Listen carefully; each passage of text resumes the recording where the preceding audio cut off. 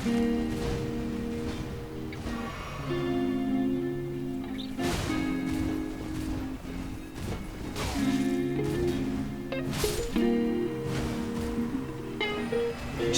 beating Elden Ring as a chef was a lot of fun. It offered me a lot of different weapons and abilities to use, and it ended up being a pretty quick challenge. So I wanted to follow that up with a challenge I've been wanting to tackle for a little while. Can we beat Elden Ring as a Divine Beast Warrior? Now, these guys are notorious for being basically boss level enemies that aren't bosses. Their movesets are crazy, they do so much damage, and they're really powerful. So I assumed that this would be a really easy in and out 20-minute challenge run, but it wasn't, and I have a good reason for that. But we'll get to that later. For now, what are the rules of the run? Well, I can only use Divine Beast Warrior gear only. So for that we can use the Divine Beast Greatsword, the Divine Beast Tornado, Divine Beast Torfrost Stomp, and I also just chose the regular Lightning Bolt because they throw a Lightning Bolt. No more than 30 Vigor, until Radahn of course, and all DLC remembrances. I also can't use any summons except for Egon, and I'm not using any damage buffing incantations. Now, this is a bit more of a rigid challenge than the previous challenge run. I don't have access to as many pieces of gear, but that's okay. The things that we do have access to are pretty powerful. Lightning Spear has a ton of range and does decent damage. Divine Beast Tornado is a really good incantation. A lot better than I think people give it credit for. And the Horn Warrior's Greatsword that we're using is amazing. So I don't really expect us to have too much trouble with the rest of this run. And of course, before we start the DLC, we have to get to it first. And since this is New Game Plus, all the bosses are pretty much pushovers. And that's okay. The DLC bosses certainly made up for that.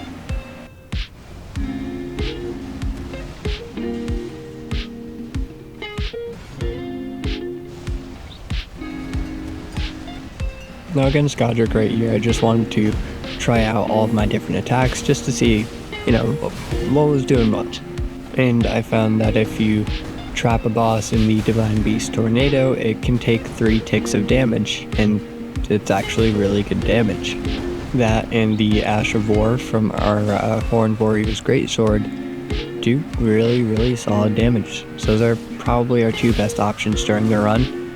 The Horn Warrior Greatsword probably being our best option.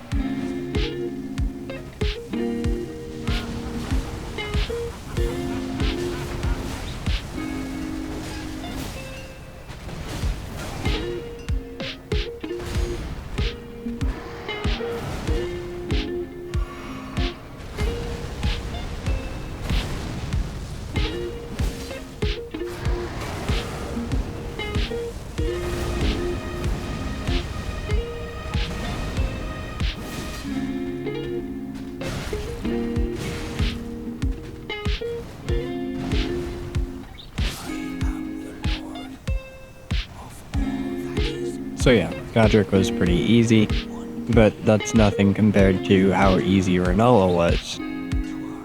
Sure, her attacks hit us like a truck, but our attacks hit her like a slightly bigger and faster truck.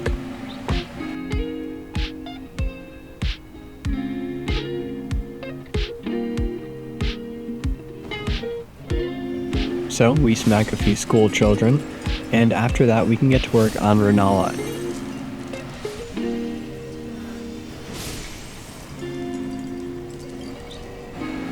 I start with using my Ash of War just to see how much damage it would do against her, and wow, yeah, that's really good.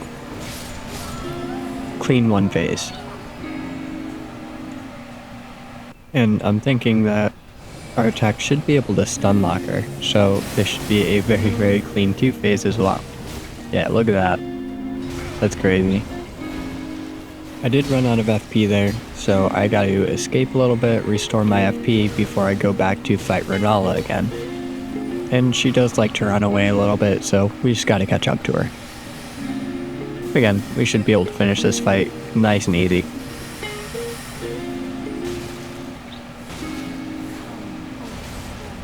Or we could just get stunned out of everything.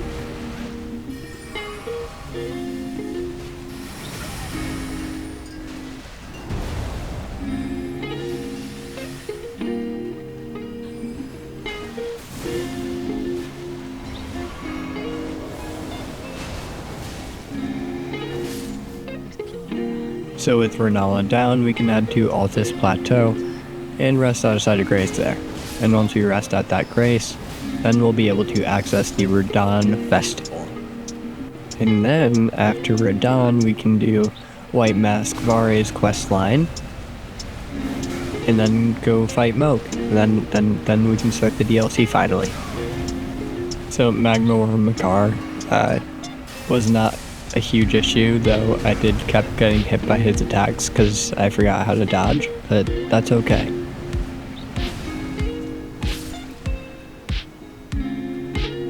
We beat him, we made it to Altus, and now we can start the Radahn fight. And this fight, unlike the DLC Radahn fight, is so much easier.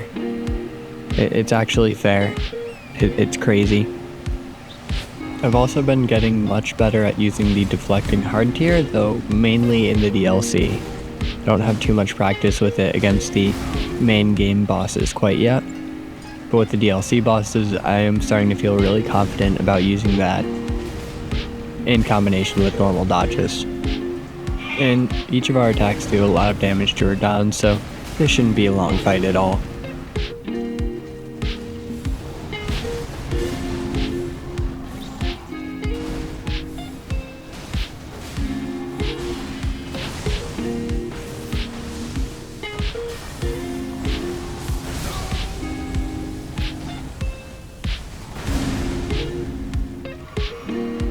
And much like with Godric, I did want to try out all of our options against Radahn, and trying out Divine Beast Tornado was a bit of a mistake and almost got us killed, but that's okay.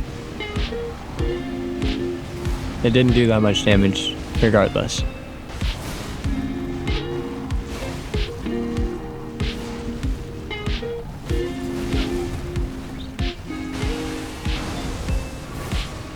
It's a miracle I didn't die right there. That was one shot, that's crazy. But throughout this challenge I did keep 30 vigor for the whole run. I normally do 40, but I'm trying to do less and less each time. I want to get a really low vigor run up until Radahn. I am also slowly decreasing the amount of vigor that I use against Radahn as well. So for example, in the last chef run, I think I was at 50 vigor when I fought him. In this one, I'm at 45. So getting a little bit lower each time. And eventually I want to get down to at least like 25 to 30. But with Radahn taken care of and White Mask Vare's questline done, we can fight Moog. And Moog is getting easier and easier with every run that I do. He used to be pretty tough, but once you learn his moveset, it's genuinely very fair and it's a fun fight. I enjoy fighting Moog.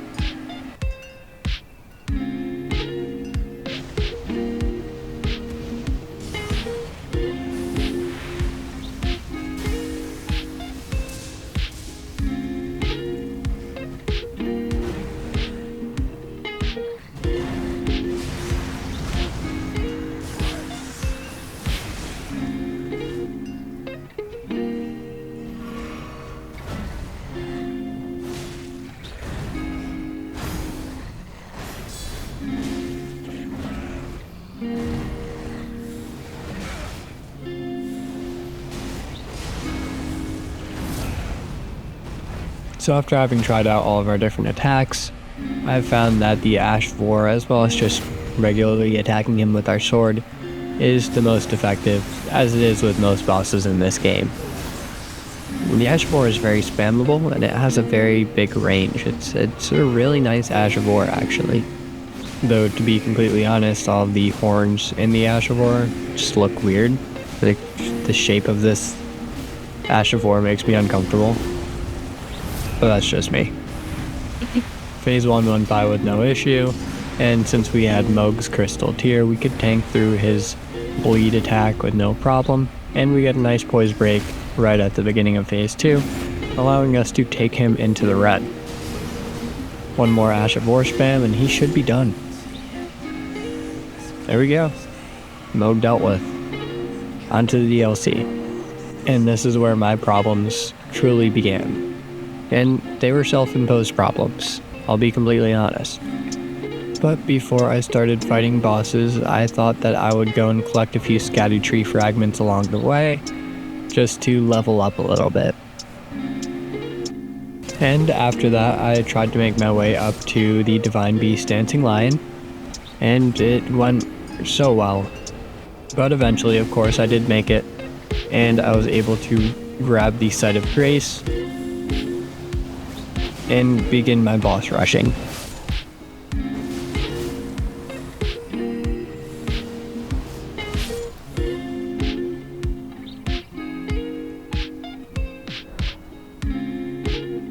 So this is the first boss that most people go to, and it's the first recommended boss, so I didn't think it would give us much problems or anything. I thought this would be super easy, barely an inconvenience, but what ended up happening instead was rough.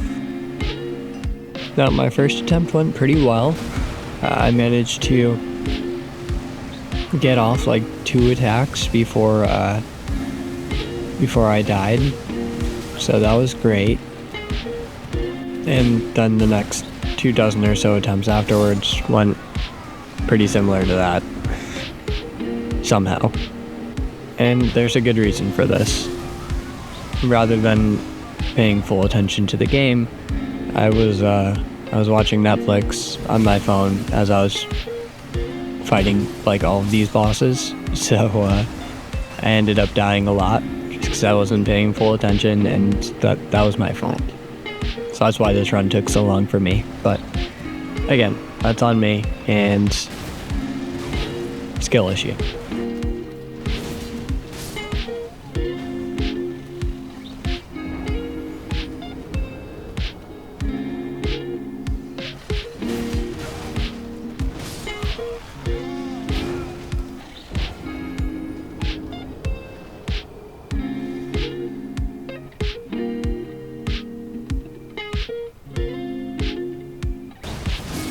So after dying a bunch of times to the Divine Beast Dancing Lion, I decided to grab some more Erdtree fragments just to max out our level, and I thought that might make this a little bit easier. And it didn't, really. Maybe a little bit. And after all those losses, I needed a break from Elden Ring for a little bit, so I decided to boot up good old-fashioned Assassin's Creed 2, and I was at the part where you do Festivale in Venice, and you have to win a golden mask to assassinate the Doge. Now, in order to get the golden mask, we have to complete a bunch of challenges and games throughout the city, and the first one is to pickpocket a bunch of ribbons from these lovely ladies everywhere. And after getting the most ribbons, we are a fourth of the way done.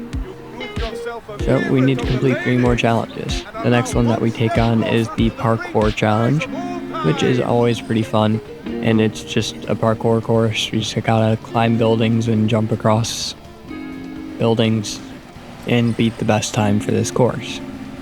And we do that pretty easily.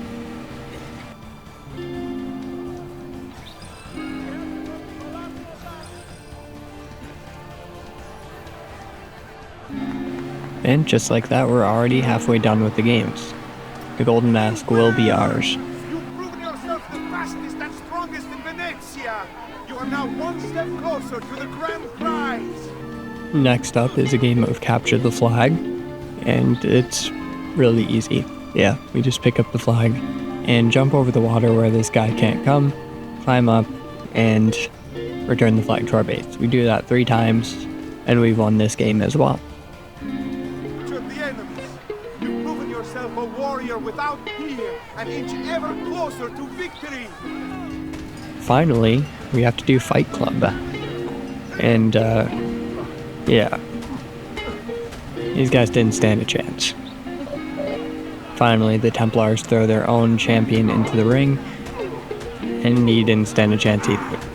Eventually, they get pretty mad at me for being such a good fighter, and they end up sending a bunch of guards with swords in to kill us.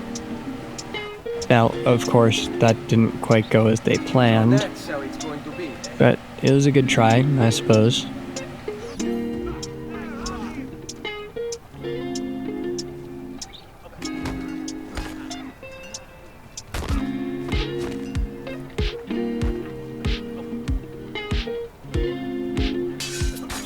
And with the Templars' henchmen dealt with, and with all 4 challenges complete, we can claim our golden mask. A favorite of the ladies. With 4 games won lealmente, the winner of the golden mask is... the winner of the golden mask is Dante Moro. But as you guys can all guess, the Templars cheated and bribed their way to victory, so I stole the mask from Dante over there and made my way to the party, where we can aim our wrist gun and take out the Doge. It's too soon. I'm not ready. We rarely are. Che la morte non sia crudele. Requiescat in pace. And finally, we make our way back to our friends who are conveniently in a brothel. And I really wish I was at Tio right now. I feel your tired body in need of comfort and succor. But I have such aches and pains, sister. I may need a great deal of comfort and succor. Oh, that can be arranged. Girls, He's easily one of the best video game protagonists. Love that guy. And with our break done, it's time to fight the Divine Beast Dancing Lion again. And after another 30 minutes of failed attempts, we finally get a good run. Now at this point in the run, I was still binging Netflix as I was playing, so my dodges weren't all that great. And I was watching Supernatural. I was on season 5, kind of near the end. And honestly, I wish they ended it there. I wish they didn't do another 10 seasons after that, or however many. It's just a good ending, and yeah, it would have been nice. I suppose the next couple of seasons aren't too bad either. Season 6 is okay so far. It just gets so messy. It got so messy. Hi, Daisy.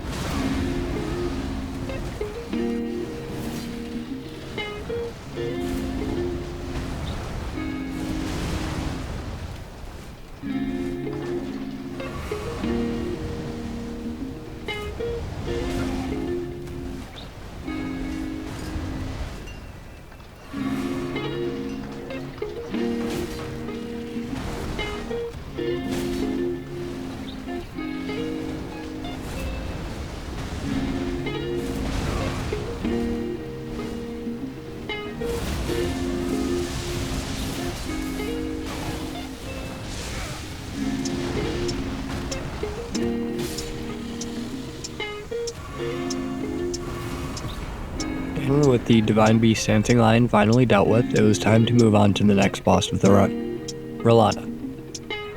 Now, Radahn is a boss that I really want to learn how to perfectly parry with the deflecting hard tier, so I wouldn't be surprised if this one took me at least a few runs as well to get down.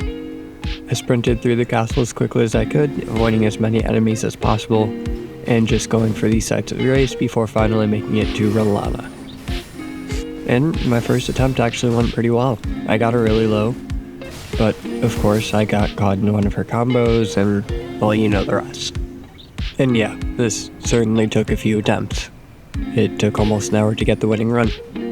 And that's because I really wasn't paying attention. I was at like the season finale of Supernatural for season 5, where they show down against the devil.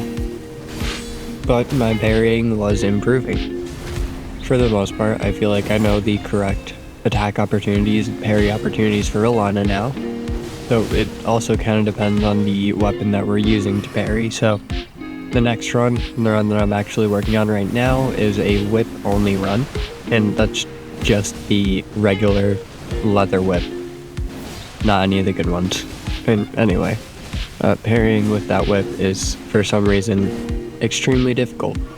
Like, much more difficult than any of the katanas or this great sword or anything like that. It's weird. I don't get it. Also, you guys see that they just nerfed Radahn? It's pretty crazy. I was surprised. I was hoping they'd keep him the way he is, but, you know, it is what it is. I guess that's good timing for the whip only run, because I don't know how I was going to beat him with that. Certainly makes my life a bit easier.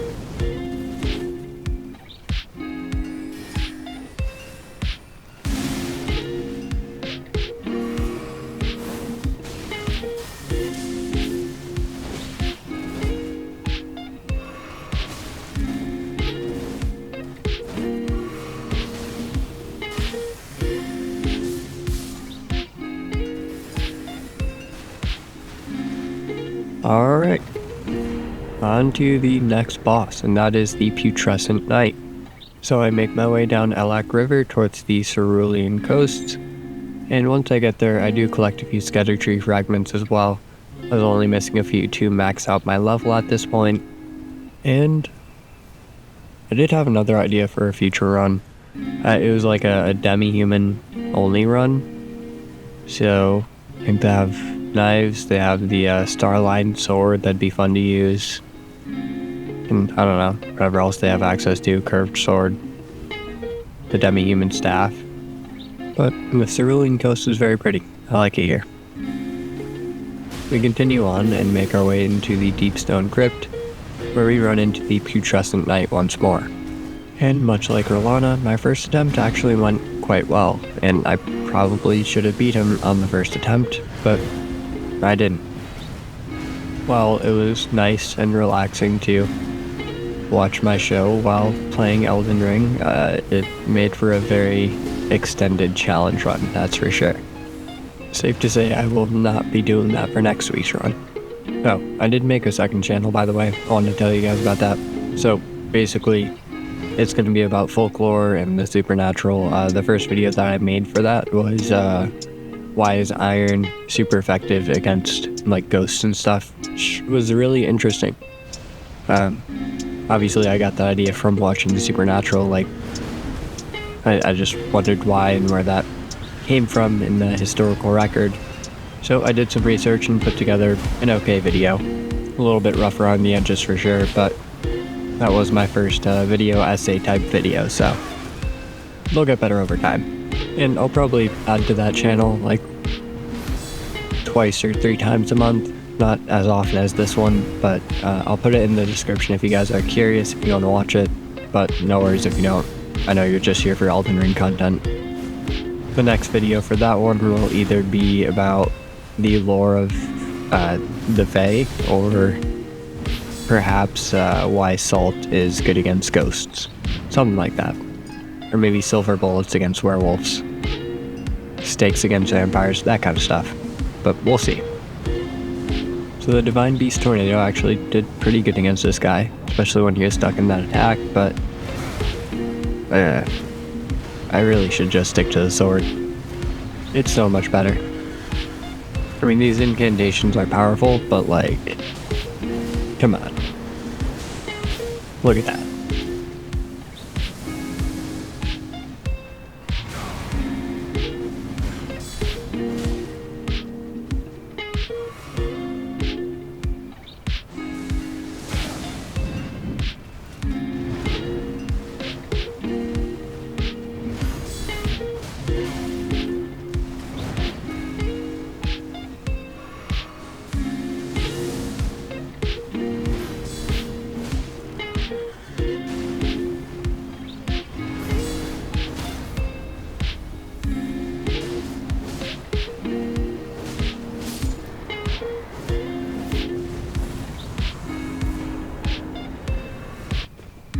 Dresden Knight is down, and it's time to move on to our next boss. And I love the Sunken Chapel area. I think it's so cool. Plus, right when you hop onto this little roof thing over here, this arch, it looks like a little sea monster over there. It's fun. I love little, I guess, Easter eggs like that. Oh, I don't know if you guys noticed, but the timer actually ended up resetting. It happens whenever I close out the app that I used to record, so my bad. But the sunflowers, God, I died to this attack so many times. It should have been a first try, but it wasn't first or second or third. Yeah. I'm pretty sure this took longer than both of the previous bosses. Actually, all 3 of them. For sure. And I did lose to them in other embarrassing ways as well. But it was just that one big holy damage explosion attack that got me the most. Which is why I ended up putting on Golden Braid, just for some extra resistance, which will hopefully allow me to survive that attack.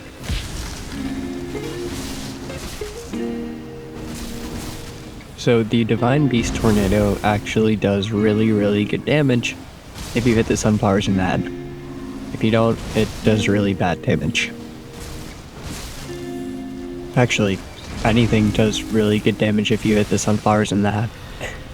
It's just hard to with incantations because, you know, they move their heads around a lot. But I still wanted to try. I didn't want to use the sword for everything in the run. I wanted to get some use out of the incantations and whatnot, so we tried. In fact, up to this point, I don't think I've even used the Divine Beast Hoarfrost Stomp or whatever it's called. And every time we take out one sunflower, we get the chance to riposte and do some extra damage to the next one that'll spawn in. And usually the second one is the most difficult sunflower for me, but I don't know why. Just that day it was the third one that was giving me trouble. Also, you can very easily parry this charge attack if you have the deflecting art tier. It's really satisfying, and it's easier than dodging, to be honest. Okay, so Corey's off getting a haircut right now. It's my buddy who's visiting. Essentially, my voiceover has been so quiet during this video, because I've been waking up at like 6 a.m. to, hi Daisy, record a little bit, and obviously he's still asleep. He doesn't wake up till like 8 or 10, but yeah, long story short, I was trying to keep it quiet as to not wake him up.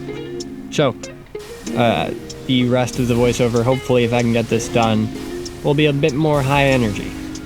Hopefully, which I don't know if it's a good thing or a bad thing for you guys, but, well, there you go. I don't even remember what I was on about last when I was doing this the other day.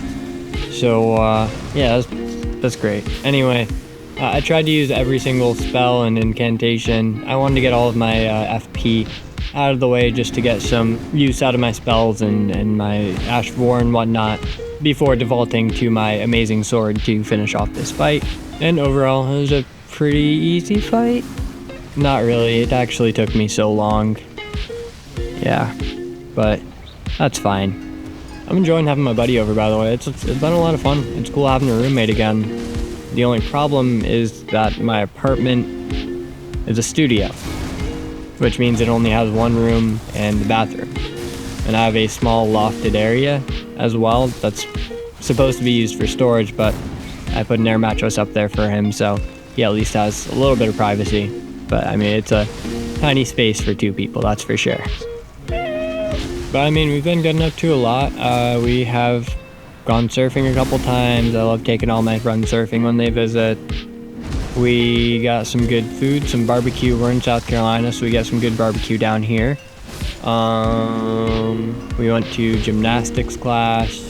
Him and I used to do parkour back in the day, so that was fun. Felt like the good old days. Oh, and we did a drunk zombies night. Every time we went down, or whenever 7 rounds passed, we'd have to take a shot of something. And we were doing Der Eisendrache on Black Ops 3, and we got pretty far. We actually got to the final boss, but ended up dying, unfortunately. We were trying to do the Easter egg.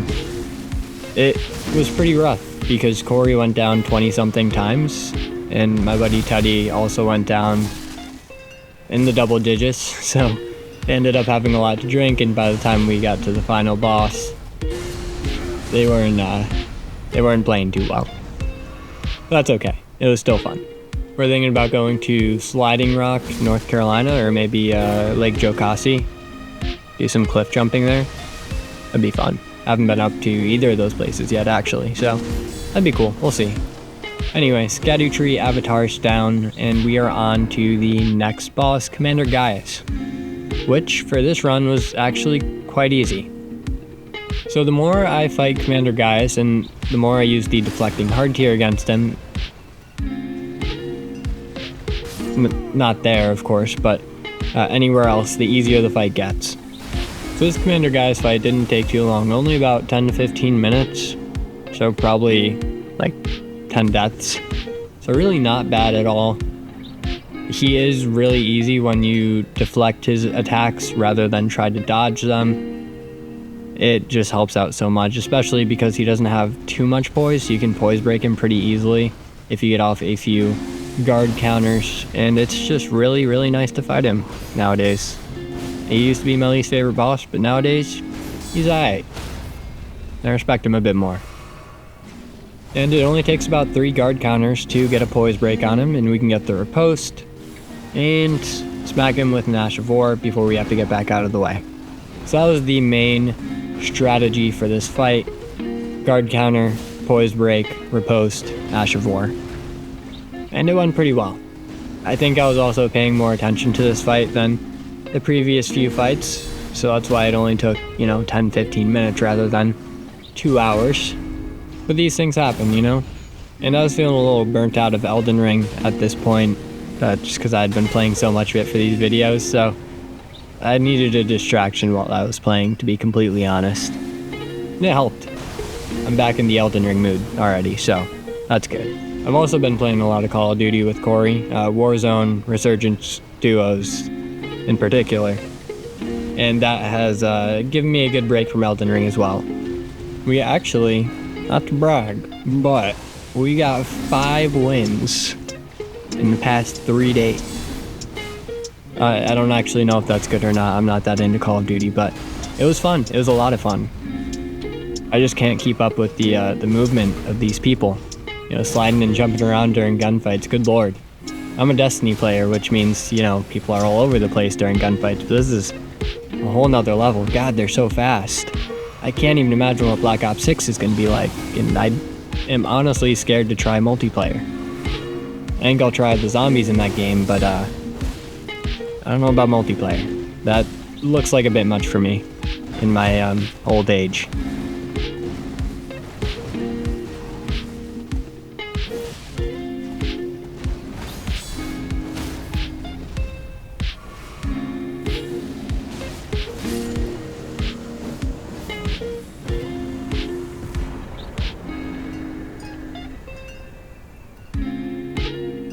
With Gaius dealt with, it was time to take on the Mother of Fingers, and I finished up this quest line, just did the last spell. Oh, that was a cool transition. I didn't even mean to do that. That's fun. And I didn't expect to have too much trouble with her, though I remember in my last video I did have quite a bit of trouble with her, so we'll see how this goes.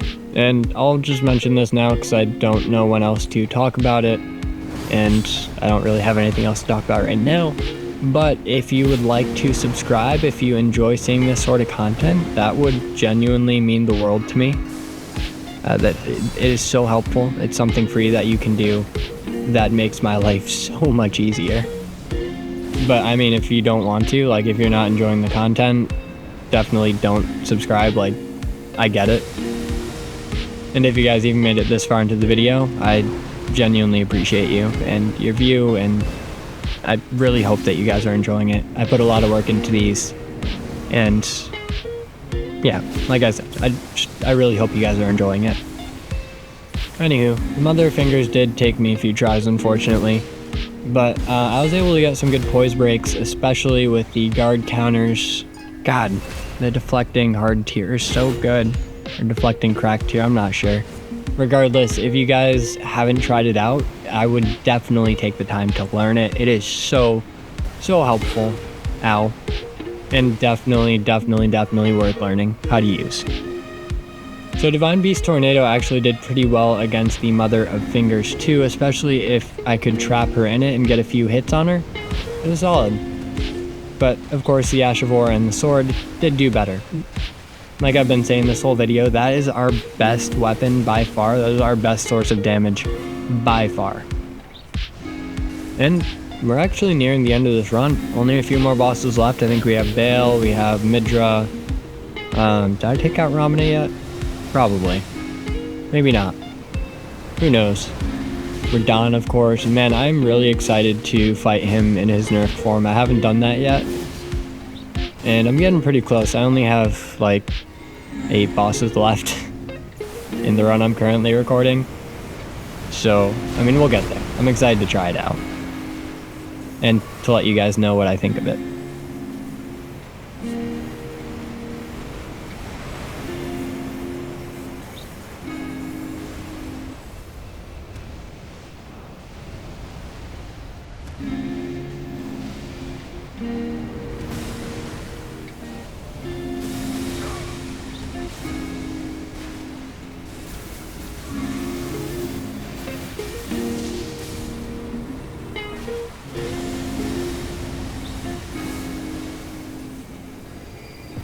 Mother of Fingers down, Bale's next. First try went super well. But since I'm showing you only the end of the first try, I'm sure you guys can guess that it didn't quite go my way at the end. But my second try didn't go too well at all, actually. It went quite poorly. Third try, a little bit better than the second, but not nearly as good as the first. I ended up dying. Fourth try, though, that's when everything came together. And they do say fourth time's the charm.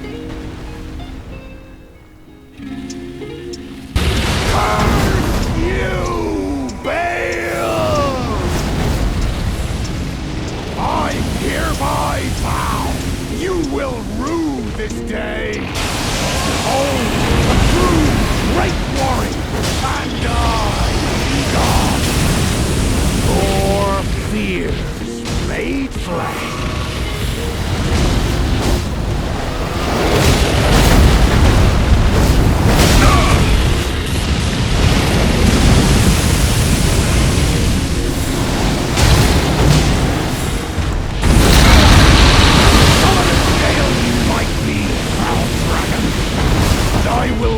With holes your rotten hide, with a hail of harpoons, with every last drop of my being. So of course with Egon summoned in this fight, there's basically no way we can lose. I mean, he doesn't do much. He doesn't do much damage or, you know, take his aggro too often or anything like that, but his desperate wails of fury, They give us all the hype and energy we need to fight this monster demon of a dragon. So with Egon by our side, we face down the mighty Bale.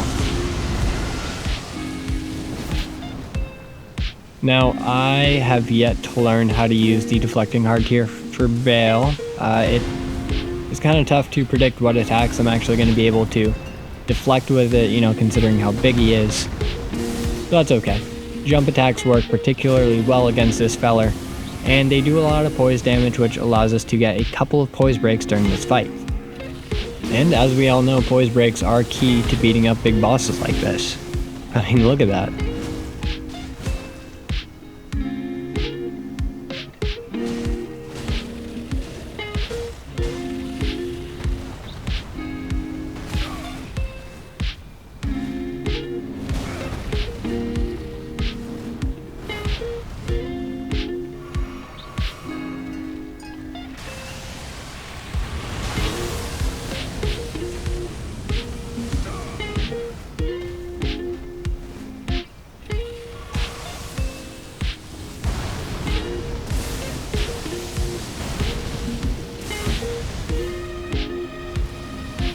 This fight was almost over. Bale had nearly no health left, and with one final shot from Egon's great bow, Bale was defeated. Once and for all.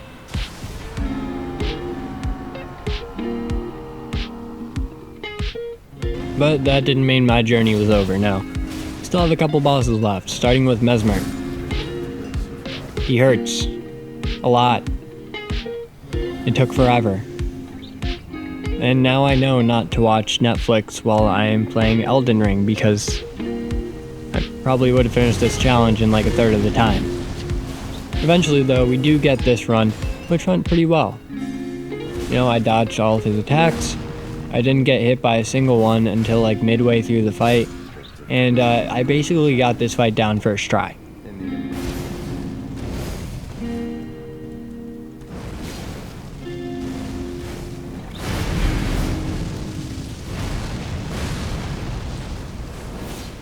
Now, while I do love the theme of this challenge, I mean, we're playing as one of the most badass, regular, non-boss enemies in the game. To me, at least, that's kind of boring. I mean, we're, just really using a slightly fancy sword and some incantations that I've been using forever now. And for the hard bosses, we're really just using our sword like a sword. I mean, we're barely doing anything special. And I mean, it's only difficult because I haven't been paying attention. So like, is this really that interesting? I don't know. That's why I haven't really had too much to say about the bosses this run, because I mean, really, we're just using a sword as a sword and occasionally hitting this boss with our Ash of War. So, yeah. Sorry if that makes it boring for you. Like, if you just noticed that after I pointed it out, I apologize. But, watching it over, that's all I can really think is, wow. We're just hitting this guy with our sword. Could be a little bit of imposter syndrome too, Just because I don't see this as anything special, but like, maybe it is. What if it's just me who doesn't think that I'm good enough? Deep thoughts with Jack, am I right?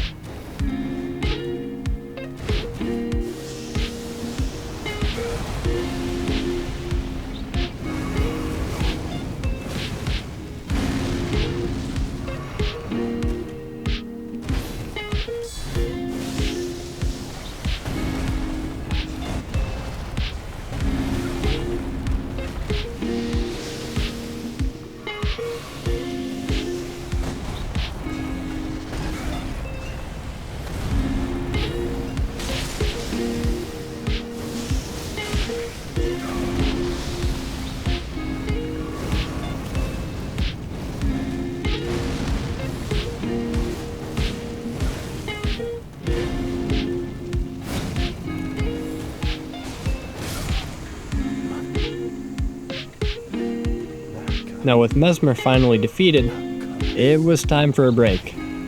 time to make some pretzels. So we got 1.5 cups of warm water, not hot, but basically lukewarm.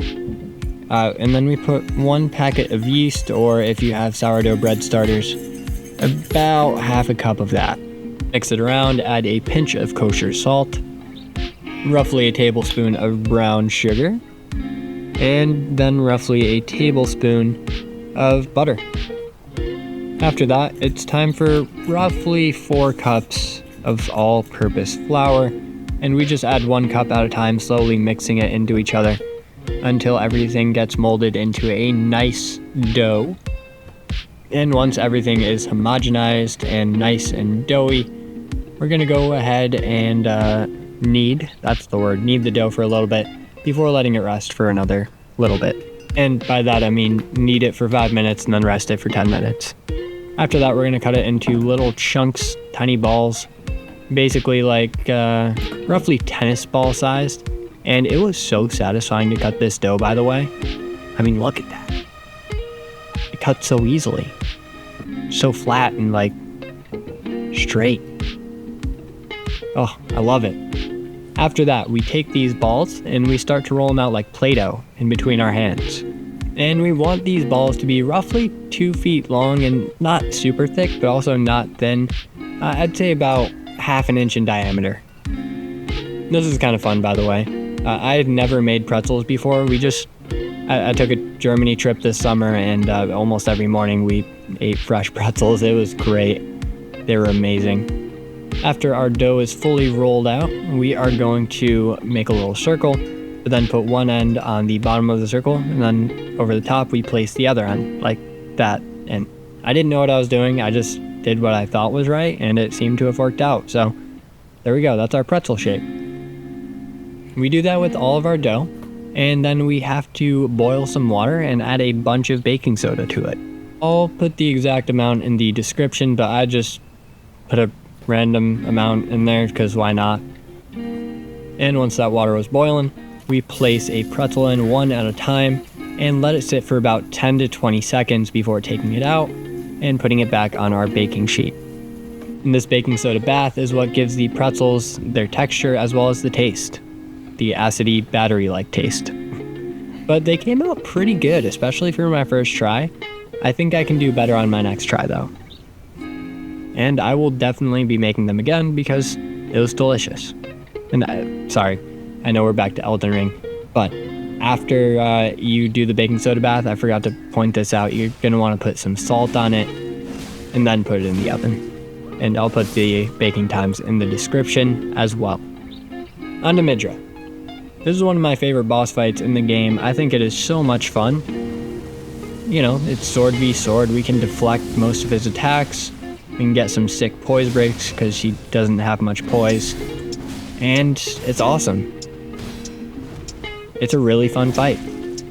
And because this was a sword v sword battle, I didn't take out any of my incantations just because, like, this was much more fun. That's the point of these too, you know? To have fun. Also, I'm really curious, I might do a poll about this too, but does anybody like watch these videos to go to sleep? I enjoy watching YouTube to sleep, and some of my go-tos are Pokemon Nuzlocke, like Flygon HG, that's my favorite Nuzlocke channel, and their boy's pretty good. There's a bunch of them, but yeah, I usually watch those, or like Elden Ring or Dark Souls challenge runs too. Those are probably my go-to sleeping YouTube videos.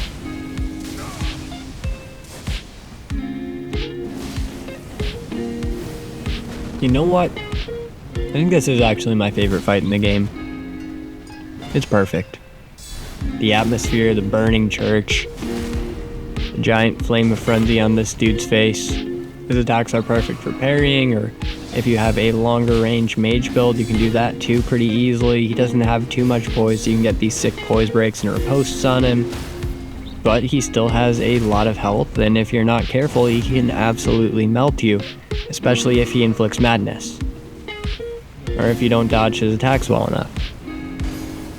I think it's really well balanced and really fun. This is a great fight.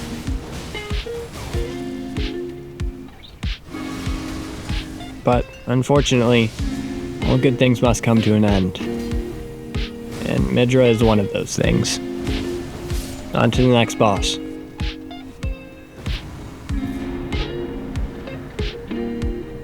And would you look at that, for the first time in the run I think, we just got a first try victory.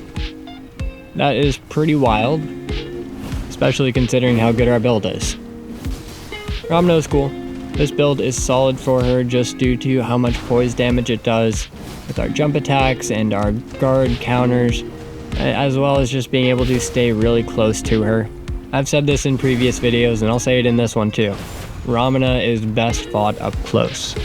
If you fight her from a mid or long range, she will very quickly close the gap with attacks like that and probably end up hitting you and Scarlet Rotting you.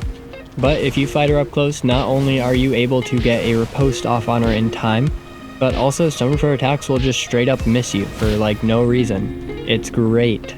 And definitely don't look at the runes that are in the background of this shot right here. This was a first try victory, and if I hear anything that says otherwise from you guys, you're banned. First try, baby. I don't know why, but this attack hurts her. So odd. I feel like her own attacks shouldn't do damage to her, but whatever. I'll take the free damage. Now, unfortunately, I missed the first riposte on my first poise break because I had to jump over her. And the second time that I got a poise break, I also missed the riposte because I suck. But that's fine, right? Everything's fine. We still got a couple of healing flasks left. We're not Scarlet Rotted. This is gonna be fine. We're definitely not gonna die here. Don't even think about it. Don't worry about it, huh? But we're almost done. Oh, I played Dungeons and Dragons for the first time the other day. That was pretty fun. Nobody knew what they were doing. And our dungeon master had never been a dungeon master before, but holy crap, he did so well. I ended up getting shot, stabbed, shot, hit by a magic fireball that turned me into a squirrel, shot, stabbed, punched in the face, and also shot. All by arrows and crossbows, by the way. But my character's still alive, so that's pretty good, huh? It was fun, though. I'll probably play more with the friends. They were very against trying it at first, because they thought it was super nerdy. And I guess it is, but, I mean, I think everybody had fun.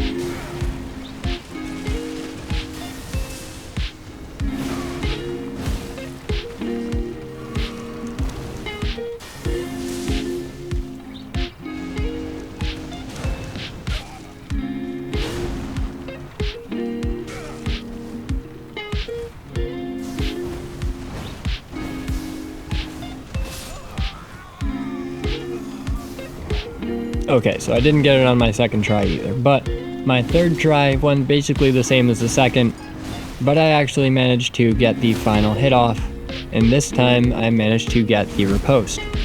So there we go. But that all went to plan. Everything's fine.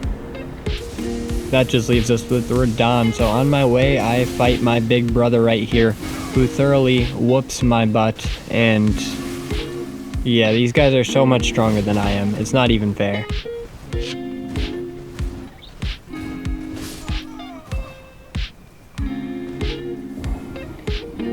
Alright, Sir Corey is almost back from his haircut, so I'm going to finish up this voiceover pretty quickly. And I will leave you to the Radahn fight. My first try, of course, I didn't win. You guys know this already. I always lose on my first attempt. God, one day I'm going to get a first try victory on this guy, and it's going to be glorious. Maybe with the next challenge, actually. You know, they did just nerf him. You never know. I'm gonna try. I'm gonna go for a first try victory. But anyway, my first try did not go too poorly, and I'm getting a lot better at blocking his attacks rather than just dodging, and it's really helpful. It is so helpful. It's fun. It's great. And I really hope he's not too easy. Yeah. Anyway.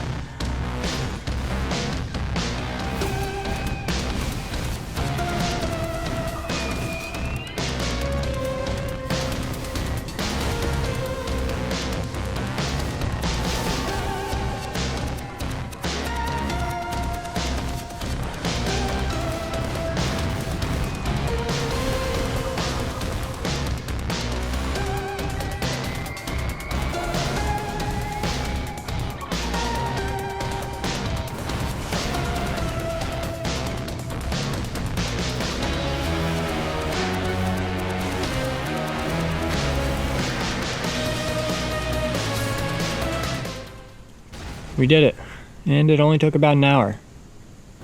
I just want to say thanks so much for watching, guys.